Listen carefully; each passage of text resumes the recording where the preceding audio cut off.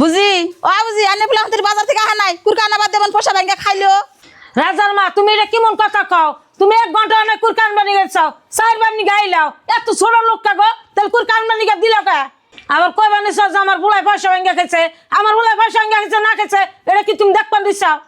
বুঝি আমি তো আগে জানি না যে তোমার মাঝে পুরা কুরকা নিয়ে গেছে, আগে জানলে দিতাম না। আমি বাসিবন তোমার বড় পুলাই গেছে। রাজার মা কথা যা কো ডগদিল মতন কয়ো, আমার বুলাই কি তোমার পয়সা নে ভাঙ্গা খাইতেছে? আর ভাঙ্গা খাই আমি আছে আমি দিয়ে দিমু, তুমি আর রাখতে পারো হরন থেকে। ধাক্কা দিয়ে খেতে দিল কাম নাই, উচিত পয়সা দিছি কুরকা আনবো ভাগ করে সমান সমান করে নিয়ে যামু। শাশুড়ি আনার করে পায় না বাইসে বসে আমার ঘর কুরকান বনে না কুরকা যা আনবো কুরকার মাংস রেখে খালি খাল দেবো মাঠে মোড়া সব রেখে দেবো। বউ কথা যা কো ডগদিল মতন কয়ো, তোমার কি ঢাক দেন চাই নগরাতি করবেন গে? ও যে আমার বুলাই কুরকা নিয়ে আইতেছে, যেরি কথা কইলাও এরি কথার বিচার আজকে রাখবো। মা মা কত বড় কুরকা কিনে নিয়েছি আর চাষি আইসুন তাহলে এই যে কুরকা ভাগ করে নিয়ে যান।